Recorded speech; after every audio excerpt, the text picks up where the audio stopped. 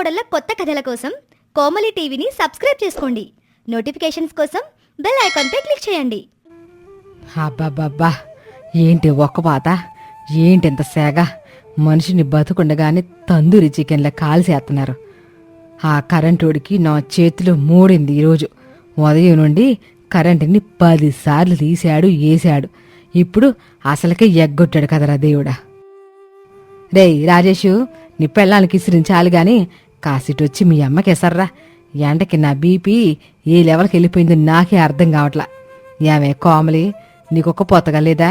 Current లేకపోయినా ఆ ఫోన్తో కుస్తీలు పడుతున్నావు. ఆ ఫోన్లో నుండి ఏమైనా గాలి వస్తుందా ఏంటి నీకు? గాలి రాదు కానీ అత్తయ్య, గాలి వచ్చే ఐడియాలు మాత్రం వస్తాయి. వాతావరణం యాప్ చూస్తున్నాను. బయట ఉష్ణోగ్రత రాత్రైనా 40 డిగ్రీలు చూపిస్తుంది. ఈ కాంక్రీట్ గోడల మధ్య పడుకుంటే మనం ఉడికిపోవడం మాత్రం ఖాయం. అయితే ఇప్పుడు ఏం చేయమంట? ఫ్రిడ్జ్లో దూరి కూర్చోమంటవా? ఇదిగో అందరేనండి, ఈ లోపల పడుకుంటే ప్రాణాలు గాలి కలిసిపోతాయి. అందరు మంచాలు తీసుకుని ఆరుబయట పెరట్లోకి పదండి. ఈ రాత్రికి మన ఊరంతా ఆరుబయట పడుకునే గ్రామంలాగా మారిపోవాల్సిందే. ఆరుబయట పడుకోవడం బానే ఉంది కాంతం, కానీ అక్కడ దోమలు మనల్ని మోసుకుపోతాయి. పైగా పగలు కాగిన ఎండకి ఆ నేల పేనంలా కాలిపోద్ది. మీరు నోరు మూసుకుని మంచం మోయండి. రాజేషు, నువ్వు మీ ఆవిడ మంచం, నా మంచం 2 మోసుకుని బయటికి రా. కోమలి, నువ్వు లోపల ఉన్న నీళ్ళ బిందులు బయటకు తీసుకురా. నేల మీద నీళ్లు చల్లితే కొంచెం చల్లబడుద్దిగా. అందరూ చీకట్లో తడుముకుంటూ మంచాలు మోసుకొని ఆరుబయట పెరట్లోకి వెళ్లారు. పెరట్లోకి వెళ్ళగానే రాజేష్ మంచాలు వేసి ఒక 2 బిందెల నీళ్లు నేల మీద చల్లాడు. అలా చల్లగానే వేడి నేల మీద నీళ్లు పడి చుయ్యమని ఆవిరి పైకి లేచింది. ఆ ఆవిరికి మరింత ఉక్కపోత పెరిగిందక్కడ. అయ్ బాబోయ్, ఏంటత్తయ్య ఇది? నీళ్లు చల్లితే చల్లగా ఉంటదనుకుంటే ముఖానికి ఆవిరి పెట్టినట్లు విడివేడి సెగలొస్తనే. నా వల్ల కాదు, నేను లోపలికి వెళ్ళిపోతాను. లోపలికి వెళ్తే గాలి అడగసేస్తావు. కాసేపు ఓపిక పట్టే, అదే చల్లబడుద్ది గాని మంచం ఎక్కి పడుకోండి. అందరూ మంచాలెక్కారు. కానీ అసలు సినిమా ఇప్పుడే మొదలైంది. ఒక పక్క వడగాలి, మరో పక్క రామాపురం స్పెషల్ సైజ్ దోమలు. అమ్మో, ఇవి దోమలు కాదమ్మా, డ్రోన్ కెమెరాల్లా ఉన్నాయి. రక్తం తాగేయడమే కాదు, కండలు కూడా పీకేలాగా ఉన్నాయి అంటూ తనను తాను కొట్టుకుంటున్నాడు. ఇంతలో పక్కింటి మేడ మీద నుంచి ఒక టార్చ్ లైట్ వెలుతురు సూర్యకాంతం ముఖం మీద పడింది. అది ఇంకెవరో కాదు, ఊళ్ళో ఏ చిన్న విషయం జరిగినా ముందుండే శాంతమ్మ. ఏంటే కాంతం, ఇల్లు వదిలేసి వలస పచ్చుల్లాగా అందరూ ఆరుబయట చేరారు. కరెంట్లా కుడికిపోతున్నారా? అయ్యో పాపం, మా ఇంట్లో ఇన్వర్టర్ ఉందిలే, నాకు మీలాంటి బాధలేమి లేవమ్మా. కానీ దోమలకే మీ రక్తం భలే రుచిగా ఉన్నట్టుంది, పండగ చేసేసుకుంటున్నాయి. సూర్యకాంతానికి కోపం నశాలానికి అంటింది. ఓసి ఛార్జింగ్ ఫ్యాన్ తాగాలయ్యా. నీకు ఇన్వర్టర్ ఉంటే లోపల పడుకో, మేడ మీద కిందకు వచ్చావు. ఇన్వర్టర్ పగిలిపోయిందా? మేము అక్కడ పడుకుంటే నీకెందుకు? వెళ్ళి నీ పని చూసుకోరాదు? అబ్బో, ఏంటి కోమలి, సిటీలో ఏసీ గదిలో పెరిగిన దానివి ఈ ఆరుబెట్టి పడుకోవడం ఏంటి? ఈ దోమల కుట్లు నీ వల్ల అవుతుందా? మీ అత్త నిన్ను భలే కష్టపెట్టేస్తుందా అమ్మ. సర్లే, మీరు ఆ తాటికాయ విసిన కర్రలతో విసురుకుంటూ అట్టగే పడుకోండి. గుడ్ నైట్ అని వెటకారంగా నవ్వి వెళ్ళిపోయింది శాంతమ్మ. శాంతమ్మ మాటలకి సూర్యకాంతం బుసలు కొడుతుంది. కోమలికి కూడా శాంతమ్మ వెటకారం నచ్చలేదు. దోమల బాధకి నిద్ర పట్టటం లేదు. అత్తయ్య, ఈ శాంతమ్మ ఆంటీకి మనం రేపు ఒక గట్టి సమాధానం చెప్పాలి. ఉక్కపోతకి దోమలకి నేను ఒక పర్మనెంట్ స్మార్ట్ సొల్యూషన్ ఆలోచిస్తాను. మీరేం కంగారు పడకండి. ఏం చేస్తావే? ఆన్లైన్లో దేవుడికి ఆర్డర్ పెట్టి కరెంట్ తిప్పిస్తావా? నోరు మూసుకొని ఆ దొప్పడ కప్పుకొని పడుకో. ఇక ఉదయం అయింది. సూర్యుడు మళ్లీ తన ప్రతాపం చూపించటం మొదలుపెట్టాడు. కోమలి లేవగానే తన పనిలో పడింది. రాజేష్ని తీసుకుని ఊళ్ళో ఉన్న ఎలక్ట్రానిక్ షాప్కి, హార్డ్వేర్ షాప్కి వెళ్ళింది. మధ్యాహ్నానికి సూర్యకాంతం చూసేసరికి పెరట్లో కోమలి ఒక అద్భుతమైన సెటప్ రెడీ చేసింది. ఒక పెద్ద ప్లాస్టిక్ టబ్బులో నీళ్లు నింపి అందులో ఐస్ గడ్డలు వేసింది. రాజేష్ ఆఫీస్కి వాడే పాత 12 వోల్ట్స్ బ్యాటరీ తీసుకొని దానికి కారులో వాడే ఒక పెద్ద కూలింగ్ ఫ్యాన్ని కనెక్ట్ చేసింది. ఆ ఫ్యాన్ని ఆ నీళ్ల టబ్బు వెనక పెట్టింది. అంతేకాదు, ఆరుబయట పడుకోవటానికి ఒక పెద్ద family size popup mosquito net tent ఆన్లైన్లో తెప్పించి మంచాల చుట్టూ వేసింది. రాత్రికి మళ్లీ కరెంటు పోయింది. శాంతమ్మ మళ్లీ మేడ మీదకొచ్చి వెటకారం చేద్దామని చూసింది. కాని కింద సూర్యకాంతం పెరట్లో ఉన్న దృశ్యం చూసి శాంతమ్మ కళ్ళు బైర్లుగమ్మాయి. కోమలి తయారు చేసిన డిఐవై డెజర్ట్ కూలర్ ఆన్ చేయగానే ఐస్ నీళ్ల మీదుగా చల్లటి గాలి ఏసీలాగా ఆ టెంటు లోపలికి వస్తుంది. దోమతెర టెంట్ ఉండటం వల్ల ఒక్క దోమ కూడా లోపలికి రావటం లేదు. సూర్యకాంతం, రామారావు హాయిగా ఆ చల్లగాలికి గురక పెట్టి నిద్రపోతున్నారు. ఏంటే కాంతం, కరెంటు పోయినా ఏసీ గాలి తింటున్నారా? అటేంటేంటి అసలు మనుషులు ప్యాక్ చేసిన కవర్లాగుంది. చూసావా శాంతమ్మ, నా కోడలు సిటీ పిల్ల. దానికి శారీరకం కష్టపడ్డం రాకపోవచ్చు గాని మెదడుతో స్మార్ట్ వర్క్ చేయడం వచ్చు. ఇది మా కోడలు తయారు చేసిన క్యాపింగ్ కూలర్. నా కోడలు తెలివితేటల ముందు నీ ఛార్జింగ్ ఫ్యాన్ అంతే. వెళ్ళి లోపలికి వెళ్ళి పడుకో.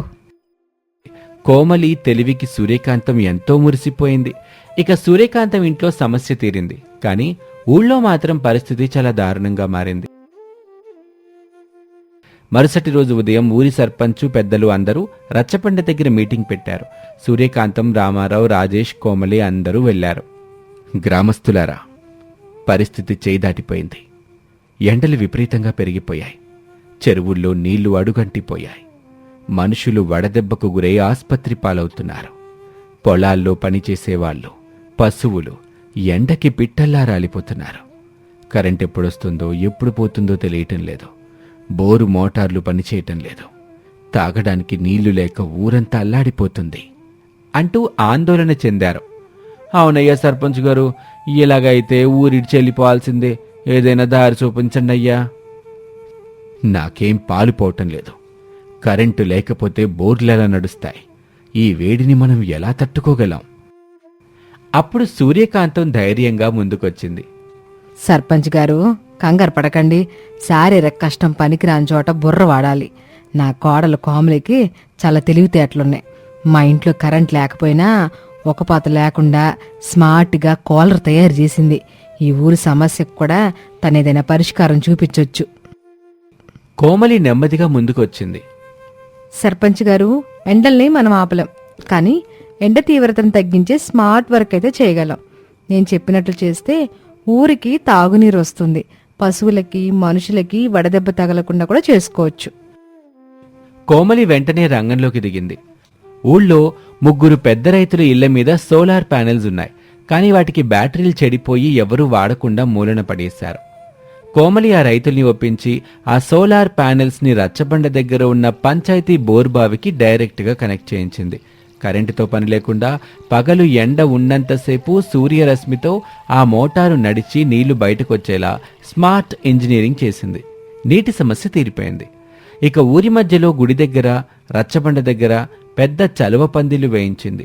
వ్యవసాయానికి వాడే పైపులని మోటార్కి కనెక్ట్ చేసింది. సరిగ్గా మధ్యాహ్నం 12 గంటలకు ఆ మోటార్ ఆన్ చేయగానే ఆ పందిళ్ల కింద ఉన్న పైపుల నుండి సన్నని నీటి తుంపర్లు మంచులాగా కిందికి రావటం మొదలైంది. ఊరి జనాలు కోమలి చేసిన ఈ స్మార్ట్ వర్క్ చూసి అందరూ ఆశ్చర్యపోయారు. కరెంటు లేకపోయినా ఊరంతా చల్లగా మారిపోయింది. ఇక ఆ సాయంత్రం ఊరి సర్పంచ్, ప్రజలందరూ కోమలిని సన్మానించటానికి రచ్చబండ దగ్గర సమావేశమయ్యారు. ఈరోజు మన ఊరిని ఈ ఎండల బారి నుంచి కాపాడింది మన సూర్యకాంతం గారి కోడలు కోమలి. కరెంటు లేకపోయినా ప్రకృతి ఇచ్చిన సూర్యరశ్మిని వాడుకొని నీళ్లు తెప్పించింది. తక్కువ నీటితోనే పైపుల ద్వారా ఊరిని చల్లబరిచే స్మార్ట్ ఐడియా చేసింది. కోమలమ్మకి మనం ఊరంతా రుణపడి ఉండాలి. సర్పంచ్ గారు, గ్రామస్తులారా, ఈరోజు నేను చేసిన టెక్నాలజీ వలన మనకి తాత్కాలికంగా ఉపశమనం దొరికింది అంతే. కానీ అసలు సమస్య గ్లోబల్ వార్మింగ్. మనం చెట్లను నరికేసి కాంక్రీట్ ఇల్లు కట్టుకోవడం వల్లే ఈ ఎండలు కూడా ఇలా మండిపోతున్నాయి. నేను చేసిన ఈ స్మార్ట్ వర్క్ కన్నా మీరందరూ చేయాల్సిన ఒక హార్డ్ వర్క్ ఉంది. ప్రతి ఒక్కరూ తమ ఇంటి ముందు 2 చెట్లు నాటండి. ఆ చెట్లే మనకి అసలైన న్యాచురల్ ఏసీలు. అప్పుడే మన ఊరు నిజమైన చల్లటి గ్రామం అవుతుంది. చూసారా, నా కోడలో పల్లెటూరు పనులు చేయలేకపోవచ్చు, కానీ కష్టం వచ్చినప్పుడు ఊరంతటిని రక్షించే తెలివి దాని సొంతం. కోమలే, నువ్వు చెప్పినట్టే రేపే మన ఇంటి పెరట్లో నేను 10 మొక్కలు నాడతాను. ఇంతలో పక్కింటి శాంతమ్మ సిగ్గుపడుతూ ముందుకొచ్చింది. నన్ను క్షమించుకోమలే, నీ గురించి తప్పుగా మాట్లాడాను. నా ఛార్జింగ్ ఫ్యాను నిన్ననే కాలిపోయింది. మీ అత్తయ్య చెప్పినట్లు నేను కూడా ఈ రోజంతా ఈ చలో పందిరి కింద పశువులు పేడెత్తి శుభ్రం చేసే పని తీసుకుంటాను. అదే నా ప్రయాసచిత్తము. మరి ఆ దోమల టెంట్ మనింటికేనా? ఊళ్ళో వాళ్ళకు కూడా ఏమైనా ఆర్డర్ పెడతారా? ముందు మీరు వెళ్ళి మొక్కలు నాటడానికి గుంతలు తవ్వండి. దోమల సంగతి నేను చూసుకుంటాను అంటూ కోమలి నవ్వింది. ఇక అందరూ సంతోషంగా నవ్వుకోవడంతో ఈ కథ సుఖాంతం అవుతుంది. ఇది వాల్టి కథ. మరొక ఆసక్తికర కథలో మళ్ళీ కలుద్దాం. నమస్తే. శనివారం ఉదయం రాజేష్ తన ఆఫీస్ నుంచి ఒక స్పెషల్ ప్యాకేజ్ టూర్ టికెట్లు పట్టుకొచ్చాడు. అమ్మా, నాన్నా, ఈసారి మనం ఊటీ కొడైకెనాల్ కాదు, మాయాపల్లి అనే ఒక వింత పల్లెటూరికి వెళ్తున్నాం. ఇది చాలా వెరైటీ టూర్ అంట. మాయాపల్లి అదేం పేర్రా? అక్కడ ఏమైనా దెయ్యాలుంటాయి ఏంటి? నాకు పచ్చని గడ్డి, స్వచ్ఛమైన గాలి ఉంటే చాలు. మళ్ళీ ఆ ఏసీ గదులు నన్ను కూర్చోబెట్టొద్దు. అత్తయ్యగారు, ఆ ఊరి గురించి గూగుల్లో చూశాను. అక్కడ మనుషులు చాలా వింతగా ఉంటారట, కానీ అందరూ సంతోషంగా ఉంటారట. మనకు కూడా మార్పు వస్తుంది. వెళ్దాం పదండి. సూర్యకాంతం, వాళ్ళంతగా చెప్తున్నారుగా, ఓసారి వెళ్దాం పద. నాకు కూడా ఈ సిటీ గోల్ నుంచి కాస్త ప్రశాంతత కావాలి. సరే సరే, ఏదో ఒకటి. కోమలి, నా ఆవకాయ డబ్బా సర్దు. రాజేషు, కారులో ఏసీ తగ్గించి పెట్టమని డ్రైవర్కి చెప్పు. నా గొంతు పోతుంది. ఇక కారు మాయాపల్లి గ్రామ సరిహద్దుకు చేరుకుంది. అక్కడ ఒక పెద్ద బోర్డుంది. స్వాగతం. ఈ ఊరి లోపలికి రావాలంటే మీ కోపాన్ని, సీరియస్ ముఖాన్ని బయట వదిలేసి రావాలి. నియమాలను ఉల్లంఘిస్తే నవ్వుల శిక్ష తప్పదు అని ఉంది బోర్డు. శిక్ష ఏంటి రాజేష్ ఇది? మనం జైలుకి వెళ్తున్నామా, ఊరికి వెళ్తున్నామారా? అమ్మా, ఇది ఈ ఊరి పద్ధతంట. ఇక్కడ ఎవ్వరూ గొడవపడకూడదు, కేవలం నవ్వుతూనే ఉండాలి. ఇక ఊరి గేటు దగ్గర ఒక సెక్యూరిటీ గార్డ్ ఉన్నాడు. నమస్తే సార్, ఈ గీత దాటాలంటే మీరొక జోక్ చెప్పాలి. జోకు నచ్చితేనే గేటు తెరుచుకుంటుంది. ఏం బాబు, ఇదా నీ ఉద్యోగం? పొద్దున్నే టిఫిన్ చేయలేదా? గేట్ తీయమంటే జోకులు అడుగుతావేంటి? అమ్మగారు, మీరు కోపంగా ఉన్నారు. శిక్షగా మీరు మా ఊరి పంచాయతీ ఆఫీస్లో 1/2 కిలో మజ్జిగ అందరికీ పంచాలి. ఇది ఇక్కడి రూల్. సారీ సార్, అత్తయ్య గారు జోక్ చేస్తున్నారు. ఇదిగోండి ఒక జోక్. ఒక ఆయన డాక్టర్ దగ్గరికి వెళ్ళి నాకు మతి మరుపు అన్నాడు. డాక్టర్ అడిగారు ఎప్పటినుంచి అని.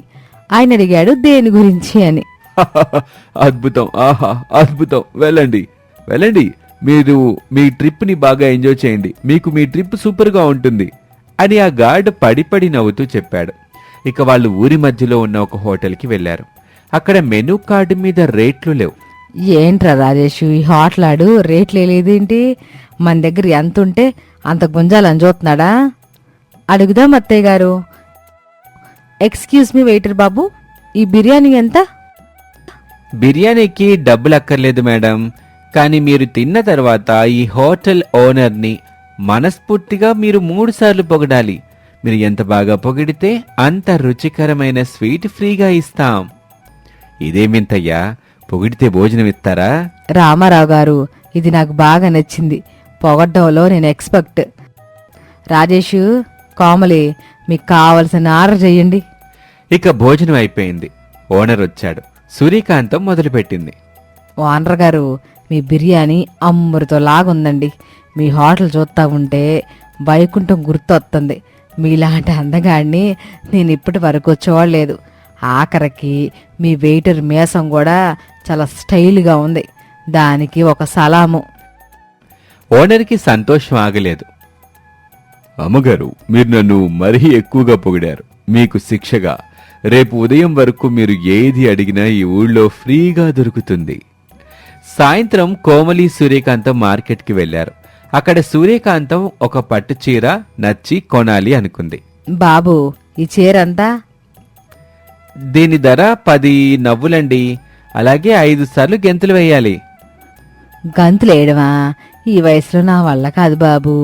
కావాలంటే ఒక 100 రూపాయలు ఎక్కువ తీసుకో. సారీ అమ్మగారు, ఇక్కడ డబ్బులు చెల్లవు, మీరు గెంతులు వేయాల్సిందే. అత్తయ్యగారు నేను వేస్తానులేండి మీ తరపున. అని కోమలి గంతులు వేస్తుంటే సూర్యకాంతం చూసి నవ్వాపుకోలేకపోయింది. రేయ్ కోమలి గంతులు ఎత్తంటే చూడముచ్చటగా ఉందిరా. సరే బాబు, నా కోడలు కష్టం వృధా పోకూడదు. ఆ చీరను ప్యాక్ చెయ్యయ్యా. అప్పుడే సూర్యకాంతానికి ఒక పాత అలవాటు గుర్తొచ్చింది. అయినా బాబు, చీరలో కొంచెం డిఫెక్ట్ ఉంది, ఏమైనా తగ్గిస్తావా? తగ్గించటమా? సరే, మీరొక పాట పాడితే ఇంకొక రవిక ముక్క ఫ్రీగా ఇస్తాం. సూర్యకాంతం అక్కడ అందరి ముందు సిరిసిరి మువ్వ అనే పాట పాడడంతో మార్కెట్ అంతా సందడిగా మారిపోయింది.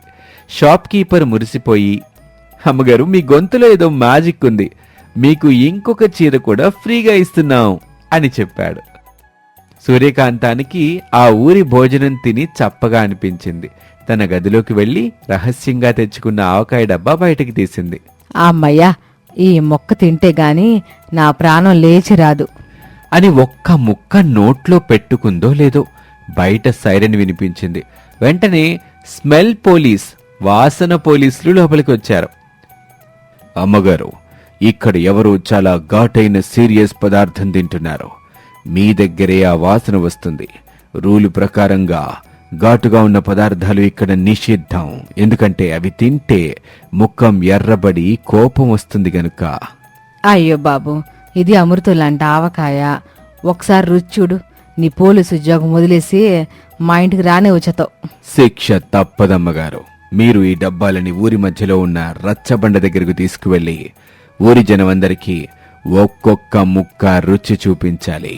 ఎవరైతే ఆ కారానికి ఏడవకుండా నవ్వుతారో వాళ్లకు మీరు ఒక కథ చెప్పాలి. సూర్యకాంతం ఆవకాయ డబ్బాతో ఊరంతా తిరగాల్సొచ్చింది. చిత్రంగా జనం ఆ కారానికి కూడా నవ్వుతూ, అమ్మగారు భలే ఉంది మీ పచ్చడి, ఇది తింటే మా ఊరి గాలి కూడా కారంగా మారిపోయింది అని గోల చేశారు. మరుసటి రోజు ఉదయం హోటల్ గదిలో రాజేష్ ఏదో చిన్న తప్పు చేశాడు. సూర్యకాంతానికి కోపం వచ్చేసింది. రే రాజేషు, నీకు బుద్ధుందా? ఆ ఫోన్ ఎప్పుడు చేతిలోనే ఉంటదా? వెంటనే ఆ ఊరి నవ్వుల పోలీస్ అక్కడికి వచ్చేశాడు. అమ్మగారు, మీరు నిబంధనలు ఉల్లంఘించారు. ఈ ఊళ్ళో అరవకూడదు. శిక్షగా మీరు మా ఊరి రచ్చబండ దగ్గర కూర్చొని గంట సేపు అందరికీ జోకులు చెప్పాలి. నేనా జోకులు చెప్పడమా? నాకు రావురా బాబో. రాకపోతే ఎలా? నేర్పిస్తాం పదండి. రచ్చబండ దగ్గర సూర్యకాంతాన్ని కూర్చోబెట్టారు. ఊరి జనమంతా వచ్చారు. అనగనగా ఒక అత్త కోడలను తిడదామని నోరు తెరిచింది. అప్పుడే కోడలో నోట్లో లడ్డూ పెట్టింది. అత్త ఆ లడ్డూ నవ్వలేక కోడల్ని తిట్టలేక అట్టగి ఉండిపోయింది. ఆ మాటకి అందరూ పడి పడి నవ్వారు. సూర్యకాంతానికి కూడా తెలియకుండానే నవ్వొచ్చేసింది వాళ్ళని చూస్తే. తనలో ఉన్న కోపం మొత్తం కరిగిపోయింది. ఇక ఆ సాయంత్రం గ్రామ సభ జరిగింది. అక్కడ ఒక వింత కేసు విచారణకు వచ్చింది. ఈయన పేరు సోమన్న. ఈయన తన భార్య చేసిన వంట బాగోలేదని ముఖం సీరియస్గా పెట్టాడు. దీనికి శిక్ష ఏంటో సూర్యకాంతం గారు చెప్తారు. వెంటనే సూర్యకాంతం లేచి నిలబడింది. ఇప్పుడు ఆవిడ పూర్తిగా మారిపోయింది. చూడు సోమన్న, వంట బాగాలేకపోతే ఏముంది, ఒక స్పూన్ ఆవకాయ కలుపుకుంటే అమృతం అవుద్ది. కానీ ముఖం సీరియస్గా పెడితే ఇంట్లో ఉన్న లక్ష్మీదేవి వెళ్ళిపోద్ది. నీకు శిక్ష ఏంటంటే నువ్వు మీ ఆవిడికి ఒక వారం రోజులు రోజు ఒక పువ్విచ్చి నువ్వు వండిన వంట ప్రపంచంలోనే బెస్ట్ అని చెప్పాలి. ఒకవేళ తను మళ్ళీ ఉప్పు తక్కువైతే నువ్వు ఉప్పు తక్కువైతే ఏమందులే, నా మీద నీకున్న ప్రేమ ఎక్కువైందని నువ్వు నవ్వుతూ అనాలి మరి. అందరూ చప్పట్లు కొట్టారు. కోమలి రాజేష్తో నెమ్మదిగా అంది, అత్తయ్యగారు ఈ ఊరికంటే వింతగా మారిపోయారు రాజేష్. ఇక వాళ్ళ ప్రయాణం ముగిసింది. కారు మళ్ళీ పొలిమేరలు దాటి బయటకొస్తుంది. రాజేషు, నిజంగా ఈ ఊరు చాలా బాగుందిరా. మనం డబ్బులు ఇచ్చి కొనుక్కునే సంతోషం కంటే నవ్వుతూ పంచుకునే సంతోషం గొప్పదని నాకు ఈరోజే అర్థమైంది. అవునత్తయ్య గారు, మనం చిన్న చిన్న విషయాలకి కోప్పడితే మన ఆయుష్ తగ్గిపోతుంది. నవ్వుతూ ఉంటే చుట్టూ ఉన్న వాళ్ళు కూడా సంతోషంగా ఉంటారు. సూర్యకాంతం, ఇప్పుడు ఇంటికెళ్ళాక కూడా ఇదే పద్ధతి పాటిస్తావా? ఎందుకు పాటించను కోమలి, రేపు నువ్వు ఏం వండినా నేను అమృతం అంటాను. ఒకవేళ నాకు కోపం వస్తే నువ్వు వెంటనే గంతులే, నేను నవ్వి మర్చిపోతాను. ఇక నుంచి మన ఇల్లు కూడా ఒక మాయపల్లి కావాలి. రాజేష్ కారు నడుపుతూ గట్టిగా నవ్వుకున్నాడు. ఈ కథలో ఒక అంతరార్థం ఉంది. ప్రపంచం మన వైపు ఎలా చూస్తుందనేది మనం ప్రపంచం వైపు ఎలా చూస్తున్నాం అనే దాని మీద ఆధారపడి ఉంటుంది. మనం నవ్వుతూ ఉంటే సమస్యలు కూడా చిన్నవిగా కనిపిస్తాయి. కోపం అనేది మనిషిని విడదీస్తే నవ్వనేది అందరినీ ఒక్కటిగా చేస్తుంది. ఇది ఇవాల్టి కథ. మరొక ఆసక్తికర కథలో మళ్ళీ కలుద్దాం. అంతవరకు సెలవు. నమస్తే.